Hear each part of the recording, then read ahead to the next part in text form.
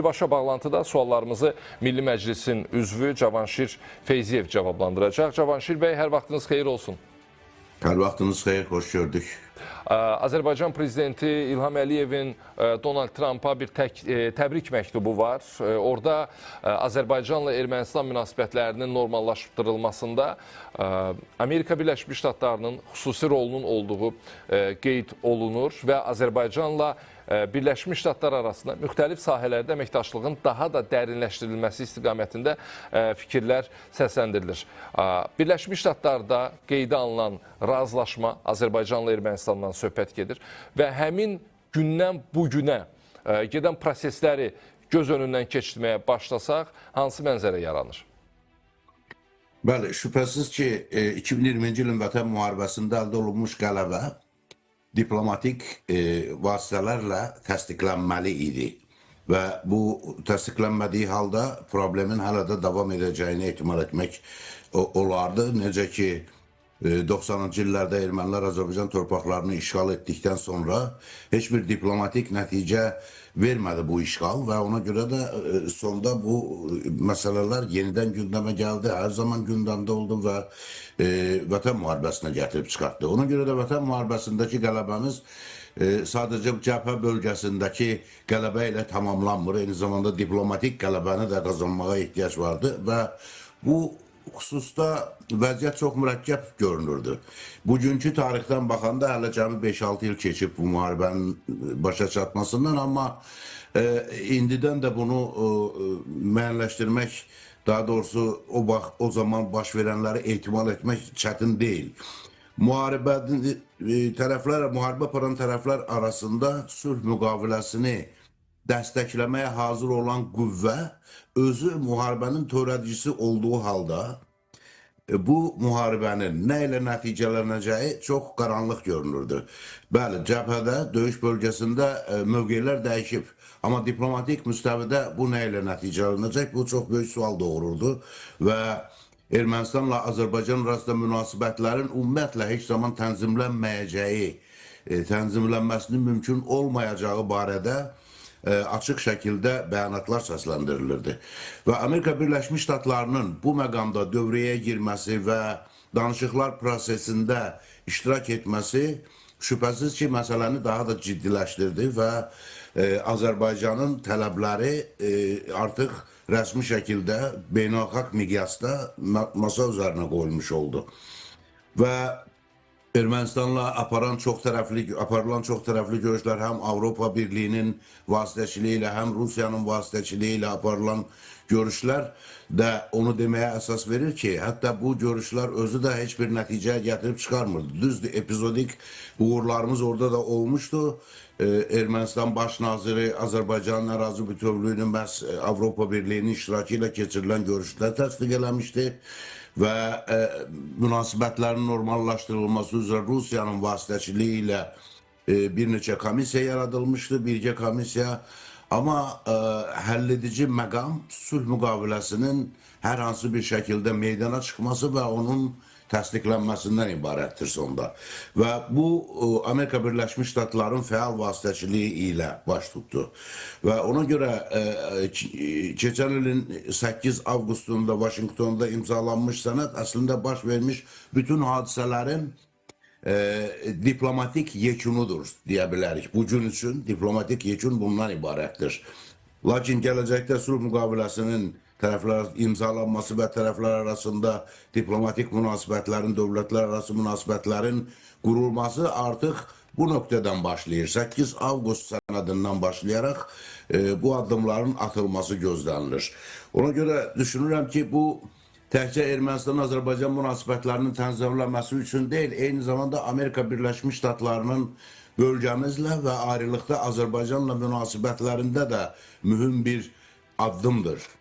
Etiraf etməliyik ki, tarix boyu bizim Amerika Birləşmiş Ştatları ilə o qədər də yaxın, sıx əlaqələrimiz olmayıb. Nə siyasi sahədə, nə iqtisadi sahədə, nə mədəni sahədə və bu da başa düşüləndir. Çox uzaq coğrafiyalarda yerləşirik və tarixi hadisələrin də gedişi belə bir şəraiti yaratmamışdı. Amma bugünkü qlobal vəziyyət ona gətirib çıxarıb ki, Azərbaycan həm Avrasiya miqyasında, həm də dünya miqyasında mühüm strateji nöqtələrdən birinə çevrilib. Və bu baxımdan Amerika Birləşmiş Ştatları ilə Azərbaycan arasında yaranan münasibətlər bütövlükdə bölgə və Amerika qitəsi arasında gələcək münasibətlərin başlanğıcı hesab etmək olar. Cavanşir bəy, 15 iyun Azərbaycan tarixində milli qurtuluş kimi yadda qalıb, amma 15 iyunun başqa bir əhəmiyyəti də var. Mən burada Şuşa bəyannaməsini xüsusilə qeyd etmək istəyirəm. Çünki Vətən müharibəsi bitəndən sonra Azərbaycanla Türkiyə arasında Şuşada bəyannamə imzalandı. Bugün qarşılıqlı təbrikləri və fikirləri də vaxtaşırı olaraq eşidirik. Şuşa bəyannaməsinin əhəmiyyəti və bu illər ərzində bəyannamənin imzalanması regiondakı proseslərə necə təsir göstərib? Xatırlatdığınız hər iki hadisə Azərbaycan tarixi üçün, Azərbaycan xalqının tarixi üçün doğrudan da önəmli hadisələrdir, əhəmiyyətli tarixi hadisələrdir. Həm 15 iyunda Ulu Öndərin Milli Məclisin sədri seçilməsi, yəni ikinci dəfə siyasi hakimiyyətə qayıdışı, həm Şuşa bəyannaməsinin 15 iyunda imzalanması bu tarixi bizim üçün, yəni 15 iyun gününü bizim üçün tarixi bir hadisəyə çevirib. 15 iyunda Şuşa bəyannaməsinin imzalanması əslində yenə də müharibədən bir il sonra bu müharibənin nəticələrinin tanınması, təsdiqlənməsi baxımından həlledici rol oynayan məqamlardan biridir. Və Azərbaycanın gələcək inkişafının və təhlükəsizliyinin zəmanəti olan sənədlərdən biridir. Şuşa bəyannaməsinin imzalanması Türkiyə və Azərbaycanın artıq dostluq və əməkdaşlıq müstəvisindən müttəfiqlik müstəvisinə münasibətlərin keçdiyini təsdiq etdi və bunu bütün dünyaya bəyan etməklə Azərbaycan və Türkiyə bu bölgəyə, Azərbaycana qarşı hər hansı bir təhdidin Türkiyəyə qarşı təhdid kimi, eləcə də Türkiyəyə qarşı təhdidin Azərbaycana qarşı təhdid kimi qəbul olunacağını açıq şəkildə bəyan etdi. Bu bəyannamə şübhəsiz həm bölgə dövlətlərini, həm də bölgəyə kənardan müdaxilə etmək istəyən qüvvələrin bir sıra planlarını pozmuş oldu. Və həmin müttəfiqlik bəyannaməsi əsasında Azərbaycanın və eləcə də Cənubi Qafqazın təhlükəsizlik arxitekturası formalaşmaqdadır bugün.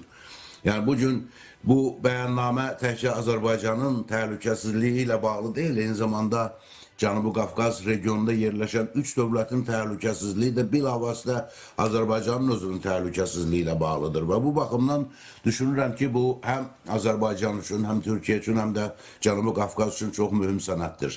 Və Ulu Öndərin hakimiyyətə qayıdışı ilə bağlı 15 iyun tarixi yenə də bizim üçün gələcəyimizi müəyyənləşdirən bir gündür. 15 iyundan başlayaraq bütün hadisələr məcrasını dəyişdi.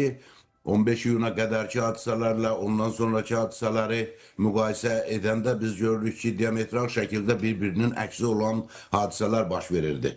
15 iyuna qədər dövlət idarəçiliyində bir xaos yaranmışdı.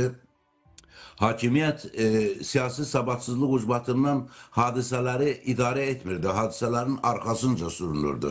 Və bu sonda nəticədə gətirib elə bir acınacaqlı vəziyyətə çıxartmışdı ki, ölkənin müxtəlif bölgələri hər birində separatizmə çağırışlar səslənməyə başlamışdı, torpaqlarımız hər gün işğal olunurdu və hökumət, o zamanki hökumət nə edəcəyini belə bilmirdi və nəhayət qiyam Azərbaycan hökumətinə qarşı qiyamın qaldırılması artıq xalqın, deyək ki, bütün ümidlərini qırdı və xalq Heydər Əliyevin hakimiyyətə gəlişini tələb etdi. Və o gündən başlayaraq baş verən hadisələr, atəşkəsin əldə olunması, islahatlar keçirilməsinə başlanılması, Azərbaycanın tədricən dünya siyasi və iqtisadi sisteminə inteqrasiyası, tənəzzülün dayandırılması və iqtisadi inkişafa keçid və 2020-ci ildə torpaqlarımızın işğaldan azad olunmasına qədər keçən bütün dövr məhz 15 iyunda baş vermiş hadisələrin ən pozitiv nəticələridir. Aydındır. Çox sağ olun. Təşəkkür edirəm suallarımızı cavablandırdığınız üçün. Qeyd edim ki, birbaşa bağlantıda biz Milli Məclisin üzvü Cavanşir Feyziyevlə danışdıq.